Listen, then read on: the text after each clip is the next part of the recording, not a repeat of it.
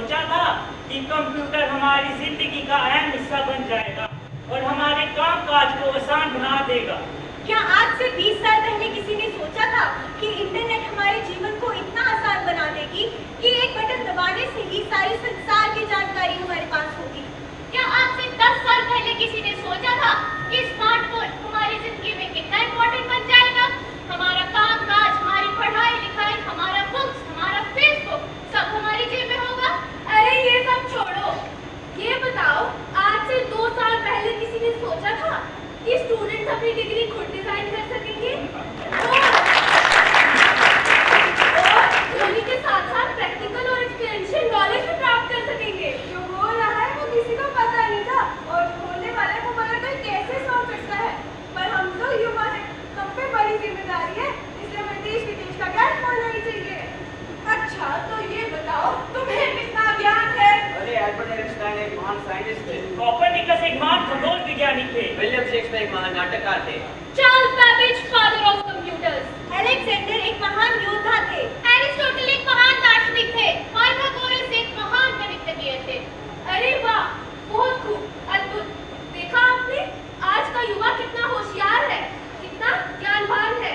किस वैज्ञानिक ने क्या इजाद किया, किस साहित्यकार ने क्या रचना की, किस चिंतक ने क्या विचारधारा दी, किस नेता ने क्या संदेश दिया, किस ज्ञानी ने क्या उपदेश दिया, किस खिलाड़ी ने क्या कीर्तिमान स्थापित किया, विश्व में कब कहाँ क्या हुआ ये सब जानते हैं। क्या बात है। ये बताओ तुमने ये ज्ञान कहाँ से अर्जित किया? मेरा मतलब कहाँ से सीखा? Where did you get this knowledge from? I learned it from internet. मेरी टेक्स्ट बुक में था। ट्यूशन में पढ़ा था। क्या आपने एक बात पर ध्यान दिया? जैसा जो अभी उन्होंने कहा, इसमें ना तो भारत और ना ही किसी भारतीय का उल्लेख था। ऐसा क्यों? जबकि विश्व की सबसे पुरानी सभ्यता भारत ही तो है। ज्ञान विज्ञान संचार निर्माण कोई भी विषय ले लो, भारत का योगदान उसमें सबसे अतुलनीय है। हम ये नहीं कहते जो हमने पढ़ा या सीखा वो गलत है, हमें वो सीखना ही चाहिए, हमें विश्व का ज्ञान होना ही चाहिए। हम तो समस्त संसार को अपना घर मानते हैं, तो इसके साथ साथ हमें देश की महानता का बोध भी होना चाहिए। पहले तुम विश्व भर की जानकारी एकत्रित कर लो, पर वह तब तक अधूरी है जब तक तुम अपने महान देश भारत की महान विभूतियों के बारे में ना जानो। उपचार की बात की जाए तो महर्षि चरक, गणित की बात की जाए तो आर्यभट्ट, साहित्य की बात की जाए तो कालिदास और नीति की बात की जाए तो चाणक्य को कैसे भुलाया जा सकता है? हमारा देश भारत एक महान देश है, जहाँ इतिहास के हर कालखंड में अनेकों महान विभूतियों ने जन्म लिया और उन्होंने अपने कर्मों, विचारों और संस्कारों से संसार का मार्गदर्शन किया। इसी कड़ी में नाम आता है कबीरदास जी का और हम अपना ये नाटक उन्हें समर्पित करते हैं।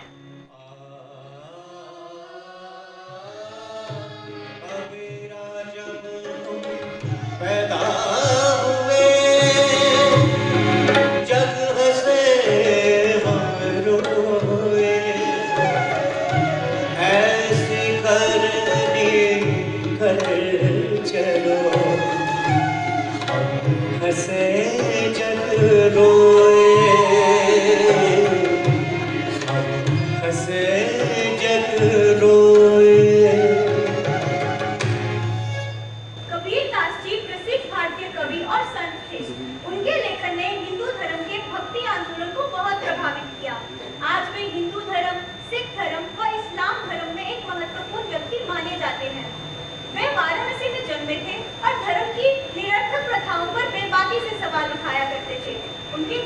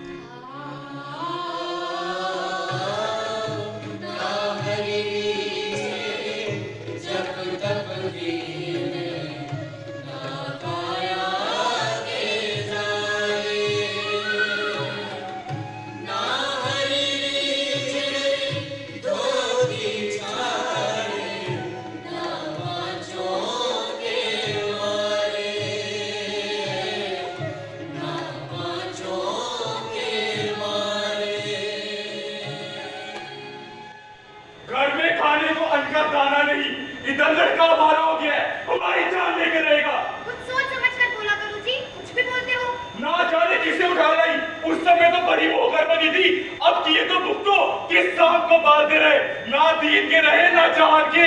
आए दिन तुम मुझे गाली देते रहते हो, कबीर का भी कहता है घर छोड़कर चला जाऊंगा। तुम दोनों मुझसे परेशान रहते हो। अब की बात आ गया ना, उसके तल नहीं तोड़ दूंगा, उसे घर से ही नहीं निकलने दूंगा।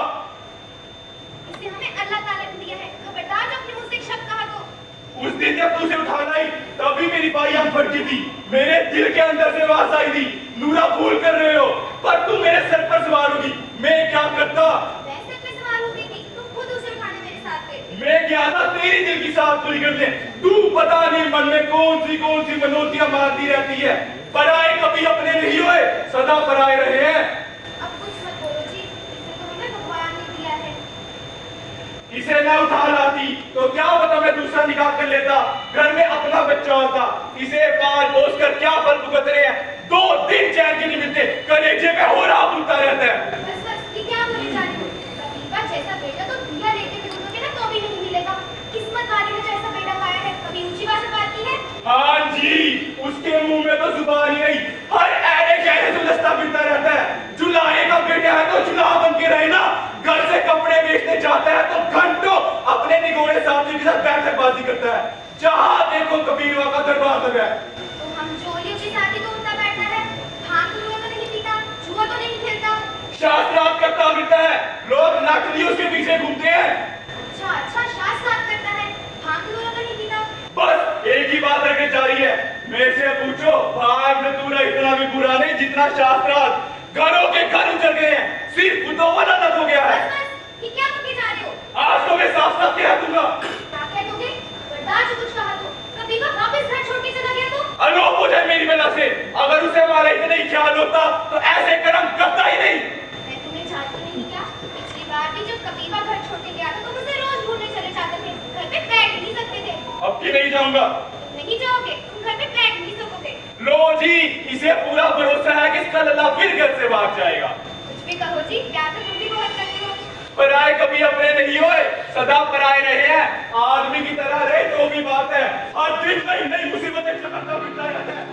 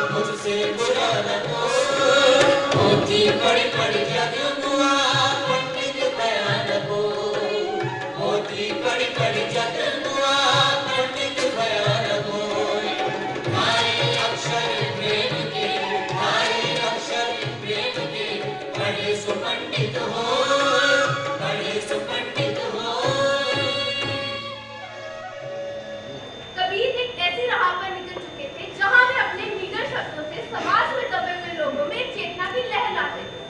उनकी कविता या कहे तो दोहे ऐसे लोगों में एक नई अनुभूति का सृजन करते थे जो कि कुछ लोगों को रास नहीं आता था। और वो लोग सिर्फ बोलते ही नहीं थे, करते भी थे। मगर कबीर कहाँ डरने वाले थे।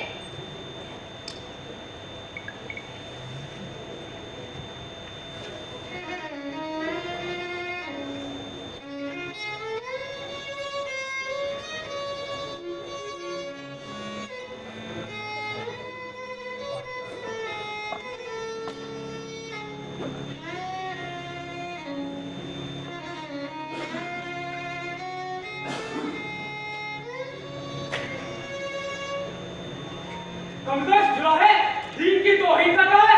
ऊपर खुदा और नीचे आप मौलवी साहब। मैं तो मुल्ला से केवल इतना पर कह रहा था कि जरा ऊंची आवाज में अजान दे, आवाज 7वें आसमान तक तो पहुंचे। खुदा सब सुनता है मौलवी साहब। चींटी के पग नेवर बाजे, सो भी साहिब सुनता है। तेरी खैर नहीं, तेरे बाप नूरा की वजह से हम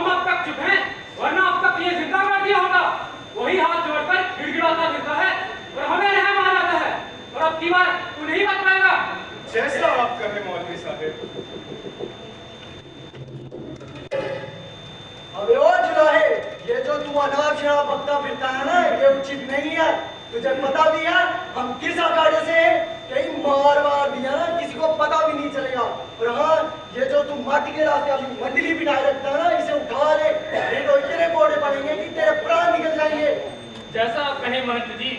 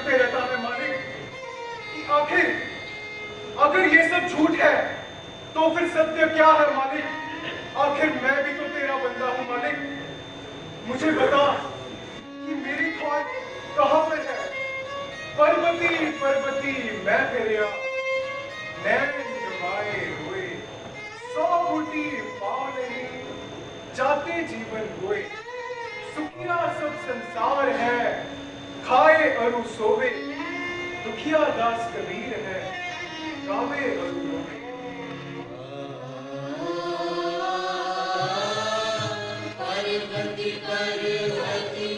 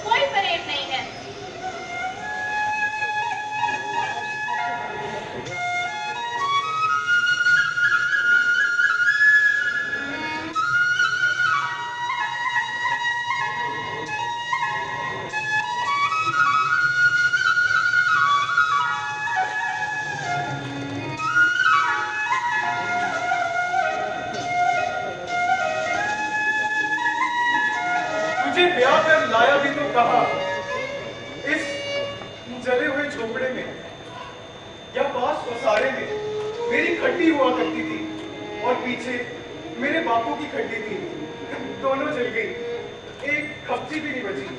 पर अब तू इस झोपड़े में आ गई है तो लगता है कि कुछ भी नहीं चला, झोपड़े में उजियारा हो गया है। जब मैं तुझे लिवाने गया था तो माँ बड़े हौसले से बोली कि बेटा आते वक्त जरा बाजार से रस्सी का तेल लेके आना। मैंने पूछा माई क्यों? कहती जब दुल्हन आएगी तो दरवाजे और चौखटों पे लगा दूंगी। मैंने बोला माई जब दरवाजे और चौखट ही नहीं है तो तू तेल कैसे लगाएगी? और क्या लोई से कुछ नहीं छुपेगा? क्या वह ये जली हुई झोपड़ी नहीं देखेगी? एक तू है कि कुछ बोलती नहीं और एक मैं हूँ कि बोलता ही रहता हूँ। सब कहते हैं कबीरा तू बहुत बोलता है, बहुत बोला ना कर। जब तुम्हें गंगा जी में डुबाया था ना, हमने देखा था। ओ, तू बोली तो मुझे तो लगा था तू गूंगी है। तूने मुझे देखा था पर मुझे तो 3 बार डुबोया था। हम भीड़ में खड़े थे, हमने सोचा तो डूब जाएगा। मुझे तेरे दर्शन जो करने थे, वरना मैं कैसे डूबता? मेरे बापू कह रहे थे एक दिन कबीर को मार डालेंगे। तेरे बापू बड़े मेहरबान हैं। तू घर से भागा था ना? हाँ, मैं वनों में चला गया था। अब फिर से चला जाएगा? नहीं, अब नहीं जाऊंगा। तो जैसे को क्या भरोसा जो अपने माँ बाप को छोड़कर भाग सकता है वो हमें छोड़ के भी तो भाग सकता है। अरे तब मैं बहुत बेचैन था, अंधेरे में भटक गया था, पर अब मुझे यकीन हो गया है कि घर पे रह के ही सच्ची भक्ति हो सकती है। जो जब तब सब घर में रह के ही हो सकता है, घर में रह के ही सच्ची साधना हो सकती है। अरे इसे अभी से घेर लिया, अपने साथ मिलाएगा क्या? हमें क्यों मिलाएगा? हम ना जाने ना समझे, इसकी बातें तो हमारे पल्ले नहीं पड़ती। इसे घर में रोक के रखेगी तब देखूंगी तेरे जादू का प्रभाव। क्यों? ये कोई ढोंढ है जो इसे घर में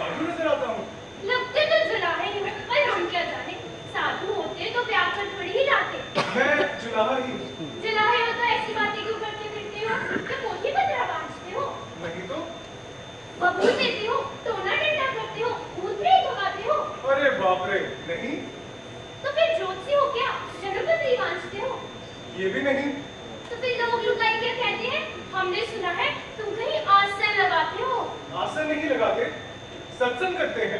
सत्संग? ये सत्संग क्या होता है? ले चलूंगा तुम्हें भी किसी दिन। हम लोगों की मंडली जाके सुबह बैठक लगाती हैं। भला हमारा वहाँ क्या काम? मर्दों में हम क्यों जाएं? तुम वहाँ पर करते क्या हो? भगवान का नाम लेते। वही हम कहे साधु हो, अब समझिए। नहीं नहीं, हम साधु नहीं है। साधु होते तो ब्याह क्यों करते? भी हम सोचे साधु होते तो ब्याह कर थोड़ी ही लाते। अच्छा अब समझी, तुम साधु बनना चाहते थे और तुम्हारे माँ बाप ने तुम्हारा ब्याह कर दिया। तुम्हारी माँ भी ये बोल रही थी, क्यों? ठीक कहा ना?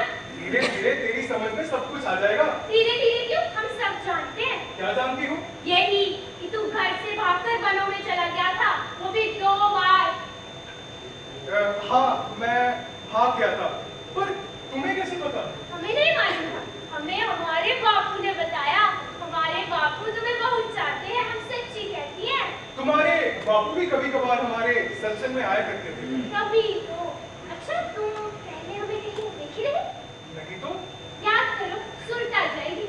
नहीं। याद आएगा भी तो बोलोगे थोड़ी ही, साधु लोग बताते थोड़ी ही है। अब सच सच बताओ, नहीं देखा ना? नहीं लोई, पर मुझे तो कुछ भी याद नहीं। याद है जब पंडों ने तुम्हारे हाथ बांधकर तुम्हें गंगा जी में डुबोया था? हाँ, भला वो कैसे भूल सकता हूँ? उस दिन हम अपनी सहेलियों के साथ गंगा जी के किनारे चोर महिजनी खेल रहे थे। वहाँ पर बड़ी भीड़ थी। पंडों ने तुम्हारे हाथ बांधकर जब तुम्हें गंगा जी में डुबोया, हमारा कलेजा धक से हुआ। हमसे तो उठा ही ना जाए। पंडों और भी नाव खेलकर नदी किनारे आ गए थे।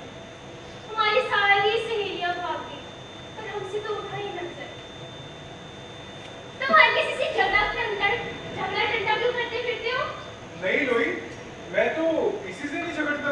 झगड़ा नहीं करते तो लोग तुम पर बिगड़ते क्यों हैं? हमें कोई गाली दे, हम तब ना उससे झगड़ा करें।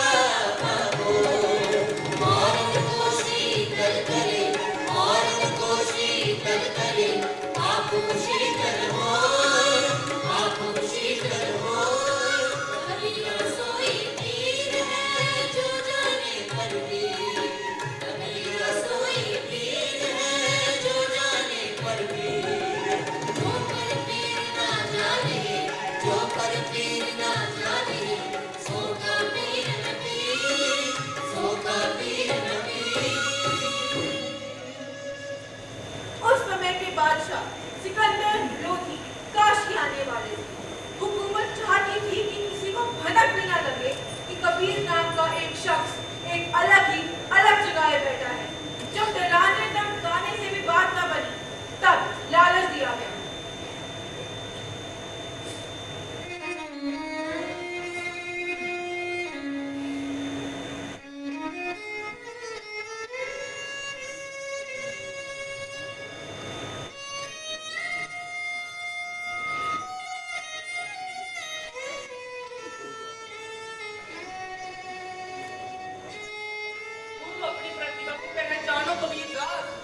कवि हो, गायक हो, भगवान ने तुम्हें विलक्षण प्रतिभा दी है। फिर क्या हुक्म है? मैं क्या करूं? अरे प्रतिभा गलियों में फेंकने वाली चीज थोड़ी है। ये तो एक अनमोल हीरा है जिसकी तुम्हें रक्षा करनी चाहिए। जी। तुम्हारा काम कविता करना है, केवल कविता करना है। जी। अरे मैं तो कहूंगा सबसे पहले तुम्हें कविता के लक्षण सीखने चाहिए। तुम्हारी भाषा बड़ी रुखड़ी सी परदेसी भाषा है। तुम कहीं पर राजस्थानी के शब्द उसे देते हो तो कहीं पंजाबी के। तुम्हें अभी छंदों का भी सही से ज्ञान नहीं। जी, आप ठीक कहते हैं। तुम कहते फिरते हो हंसी कागज छुयो नहीं, कलम गई नहीं हाथ। ये कोई शेखी पुकारने वाली बात नहीं है। अगर तुम कविता कहते हो तो उसके लक्षण भी तो जानने चाहिए। छंद ओले का ज्ञान नहीं होगा तो तुम क्या करोगे? मैं कविता नहीं कहता हूँ साहेब, मैं तो बस जो मन में आता है वो बोल देता हूँ। अरे इसलिए मैं कहता हूँ अपनी प्रतिभा को पहचानो। तुम कभी बन सकते हो। मेहनत करोगे तो किसी दिन अच्छा लिखने लगोगे, लेकिन अगर इन पचड़ों में पड़ोगे तो अपनी सारी प्रतिभा खो बैठोगे। कौन से बछड़े साहेब? यही खंड थोड़ी ना है। कवि की साधना तो सरस्वती देवी के चरणों में होती है, ये गली और बाजार में थोड़ी ना होती है। कवि के कानों में तो स्वर्ग की अप्सराओं की घुंघरू बजते हैं कबीरदास। वाह, देखो कबीर, मैं कवि तो नहीं, पर एक कवि का दिल मैंने भी पाया, इसलिए मैं तुम्हारी बहुत कदर करता हूँ। जी, तुम कहते फिरते हो, इसलिए मैं तुम्हें कहता हूँ कि तुम्हें सच्ची साधना करनी चाहिए। तुम्हारी कविता में कई कई बाबरचे हैं, लेकिन भाषा बड़ी गवारू है, छंद का पर दोष है। एक जगह तुम कह रहे हो, वेद की तरह पढ़े वह कुतबा, वह मौलाना वह पांडे। इसमें रुकना पड़ता है, मौलाना की जगह कोई और शब्द होना चाहिए था। जी, बिल्कुल गलत। भाषा निर्मल जल की भांति शुद्ध और स्वच्छ होनी चाहिए। कभी गवारू भाषा में तुमने कविता सुनी है कबीरदास? जी, ये तभी हो सकता है जब तुम खंडन मंडन छोड़ोगे। ये खंडन मंडन कवि का काम थोड़ी। उस दिन भी तुम मस्जिद की सीढ़ियों में अनाज ना बोलते, वो बहुत बुरा है, वो कवि का काम नहीं। तुम अपनी प्रतिभा को पहचानो।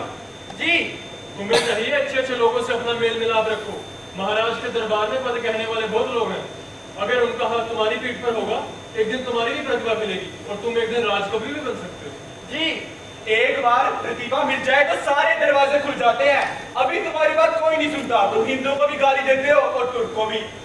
पर मैं तो किसी को गाली नहीं देता साहिब। तुमने दोनों को नाराज कर रखा है, दोनों तुम्हारे पीछे लट लिए घूमते हैं। अगर समझदारी से काम लेते तो एक वक्त पर एक को गाली देते, दोनों तुम्हारे दुश्मन बन चुके हैं। पर मैं तो किसी को अपना दुश्मन नहीं समझता। एक वक्त पर एक को गाली दो, दूसरे का समर्थन करो, ऐसे तुम्हें दोनों से लाभ प्राप्त हो सकता है। हवा का रुख देखते रहना चाहिए। आंधी तूफान में वही पेड़ बचते हैं जो आंधी तूफान के आगे झुक जाए, जो नहीं झुकते वो जड़ से उखड़ जाते हैं। जी, ये काशी है, यहाँ तुम्हें कुचल देंगे। यहाँ का राजा हिंदू और कोतवाल तुर्क है, लोधी बादशाह की आलमदारी है और तुम मामूली जुलाए हो। क्या आपको कोतवाल साहब ने मेरे यहाँ भेजा है? अरे नहीं नहीं, मुझे कोई क्यों भेजेगा, मैं तो तुम्हारे भले के लिए तुम्हें बता रहा हूँ। अब साफ साफ बताइए बात क्या है, आप किस लिए मेरे पास आए? मैं वक्त रहते तुम्हें आगाह करने आया हूँ। क्या आगाह करने आए हैं? देखो कबीरदास, दिल्ली के बादशाह सिकंदर लोधी यहाँ तशरीफ ला रहे हैं। बिहार की फतेह के बाद वह दिल्ली लौट रहे हैं। रास्ते में वह काशी से होकर गुजरेंगे। हाकिमों का कहना है कि उन दिनों तुम्हारे रहते वहाँ बहुत झगड़े हो सकते हैं। महंतों के पास गोला बारूद है और मस्जिद वालों के पास हाथी घोड़े हैं, भाले नेजे हैं और तलवारें हैं, और मेरे पास तो मेरा एक छोटा सा इकतारा है साहिब। तो मेरे रहते झगड़ा किस बात का? बादशाह सलामत में यहाँ रहते तो हमने सत्संग लाना बंद कर दो। सत्संग तो लगेगा साहिब। सोच लो, मुल्ला पंडे को नाराज करना अलग बात है और बादशाह सलामत को नाराज करना अलग बात। हम तो ठहरे पागल, हम तो अनाप शनाप बकते रहेंगे। तुम इतने बड़े नहीं हुए, तुम अपनी तौफीक पहचानो। मैं तुम्हारी मदद करना चाहता हूँ, अभी भी बख्शे से बच जाओ। तुम्हारी हैसियत ही क्या है? सत्संग तो लगेगा साहिब। सोच लो, हमने जो कहना था कह दिया। कबीरा खड़ा बाजार में लिए लुकाटी हार, जो घर भूखे अपना चले हमारे साथ।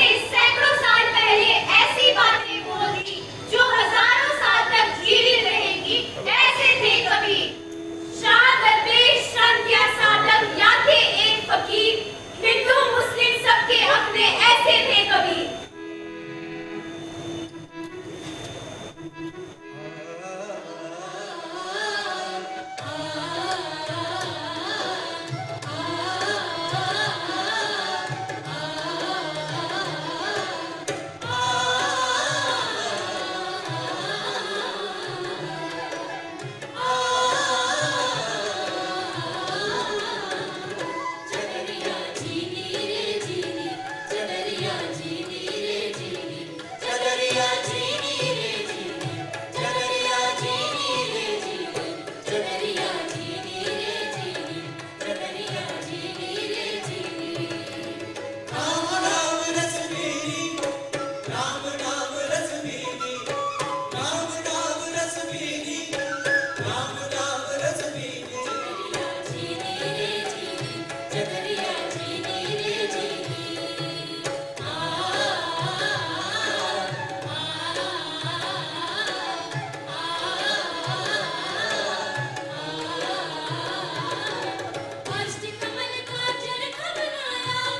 कमल का चरखा बना